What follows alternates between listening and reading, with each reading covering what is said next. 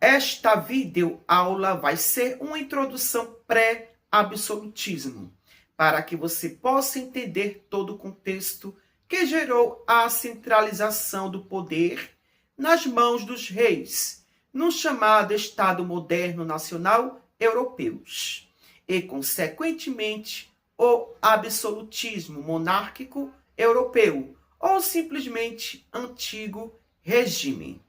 Sabemos com a chegada da Baixa Idade Média, aquele cenário feudalista foi se desfazendo aos poucos, com novas transformações sociais, econômicas e culturais. Com as chegadas das expedições militares religiosas cristãs, as cruzadas contribuíram bastante para essa transformação, ali da Baixa Idade Média. Essa transformação foi que levou à chamada crise feudalista, que, consequentemente, chegou ao seu declínio.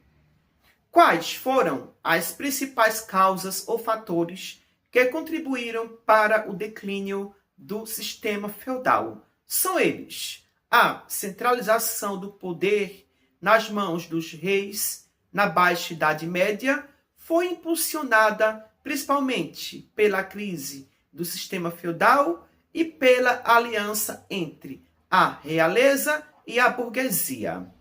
Foram vários fatores interligados que contribuíram para esse processo. Primeiro ponto, a crise do feudalismo.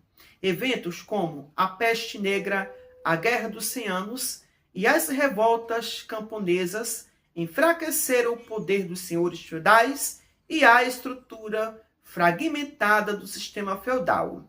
Porque com a Guerra dos 100 Anos e a Peste Negra, houve uma grande escassez de mão de obra servil. Com o vasto número de mortes da população europeia, os servos sobreviventes tornaram-se escassos e, consequentemente, mais valiosos. E com essa escassez de servos para o trabalho, eles começaram a exigir melhorias de condições de vida, como, por exemplo, exigir melhores salários, renda mais baixas e condições de trabalho mais favoráveis, onde muitos abandonaram os feudos em busca de melhores oportunidades nas cidades ou em outras propriedades, minando a base do sistema senhorial que prendia os servos à terra, onde essa base do sistema senhorial era o feudalismo. E essas revoltas camponesas trouxeram uma grande perdas para os senhores feudais. Muitos senhores feudais foram forçados a fazer concessões, como a redução de impostos, a comutação de obrigações de trabalho por pagamento em dinheiro e, em alguns casos, a libertação de servos. Segundo ponto, apoio da burguesia. A crescente classe comercial burguesa necessitava de um ambiente estável para os seus negócios. Eles apoiaram financeiramente os reis em troca da unificação de moedas, pesos e medidas, além da criação de leis e sistemas de impostos centralizados que facilitassem o comércio em um território unificado. Terceiro ponto, interesse da nobreza. Parte da nobreza também apoiou o rei para manter privilégios, em um momento em que seu poder local estava em declínio e precisavam de proteção contra revoltas camponesas. Quarto ponto, formação de exércitos nacionais. Os reis usaram o financiamento da burguesia para criar exércitos permanentes e profissionais, que não dependiam mais da lealdade pessoal dos vassalos, enfraquecendo assim os exércitos particulares dos senhores feudais. A gente sabe que o exército convocado pelos senhores feudais era formado pela própria nobreza, que se tornavam vassalos dos reis ou dos senhores feudais. E a maioria do exército convocado pelos senhores feudais era composto por nobres que eram vassalos. E com os financiamentos da nova classe, os burgueses, os senhores feudais ou os reis iam formando e fortalecendo seu próprio exército, sem precisar mais de convocar o exército dos senhores feudais ou simplesmente dos vassalos. O sistema feudal baseava-se em juramentos de lealdade, que era vassalagem, entre senhores e vassalos. Com um exército real profissional, os soldados eram pagos diretamente pelo rei e juravam lealdade a ele, não a um senhor local. Isso quebrou o monopólio da lealdade militar que os senhores feudais detinham sobre suas tropas, que eram seus vassalos. Quinto ponto, unificação administrativa. A centralização permitiu a criação de um corpo de funcionários, muitos deles provenientes da burguesia, para administrar o rei, arrecadar impostos de forma eficiente e aplicar uma justiça real unificada, substituindo as leis e tributos locais.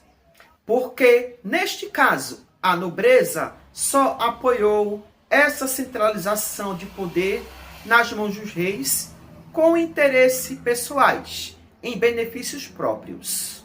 Foi o que realmente aconteceu. A nobreza ficou auxiliando os reis através da parte administrativa, com patente em vários altos cargos, principalmente na cobrança de impostos.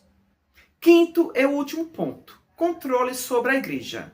Em alguns casos, como na Inglaterra, com Henrique VIII, os reis buscaram diminuir a influência política da Igreja Católica para consolidar seu próprio poder como autoridade suprema dentro de seus reinos.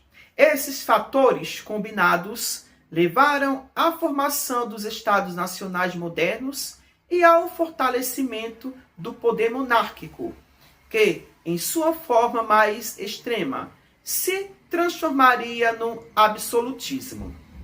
Para você que não sabe, no absolutismo monárquico europeu ou antigo regime, o rei possuía poder divino, segundo a teoria do direito divino dos reis, que afirmava que seu poder era concedido diretamente por Deus, tornando-o representante divino na terra e justificando seu poder absoluto e inquestionável, sendo questionar o rei equivalente a questionar a vontade de Deus, como defendido por teóricos como Jacques Bossuet. Opositores ou aqueles que se revoltassem contra o monarca podiam enfrentar punições rigorosas que variam de prisão à execução, justificadas como necessárias para manter a ordem e aplicar a ira divina. Em toda a história da humanidade, quando se passou a ser complexa, sempre a religião esteve presente em suas bases políticas e governamentais. Por que isso acontece? Porque a religião sempre foi usada como uma espécie de amuleto, onde existe um Deus soberano que está ali legitimando e ordenando a vontade de um líder religioso, rei ou imperador em seu nome. E com isso as pessoas não podem questionar ou se rebelar, porque senão ela será castigada. E, por incrível que pareça, é o que mais ainda se tem hoje em dia. Ainda é o mesmo pensamento das pessoas hoje em dia, onde os líderes religiosos e os líderes políticos não podem ser questionados, porque senão serão castigados. É por isso que a Bíblia foi criada justamente como controle de massa, onde os líderes políticos e os líderes religiosos se aproveitam desse meio de controle social para poderem criar organização criminosa cristã para benefícios de si próprio. Quando nós analisamos os países denominados ateus para os países religiosos, é outro mundo e outra realidade, onde a corrupção quase não existe, onde a criminalidade tem um índice muito baixo, onde as pessoas vivem felizes, sem ataques por pessoas religiosas a outros grupos, onde a população se respeita como seres humanos civilizados, onde a desigualdade social é mínima, onde presídios são fechados por falta de violência, dentre outros. A religião sempre foi usada como controle social e meio de vida na Idade Antiga, na Idade Média, na Idade Moderna e ainda continua na Idade Contemporânea, que é a nossa, atual. Lembrando que a Idade Contemporânea deu início no ano de 1789 com a Revolução Francesa, que vai até nossos dias atuais. Por hoje só, no próximo vídeo darei início com o absolutismo monárquico europeu ou simplesmente antigo regime e até lá.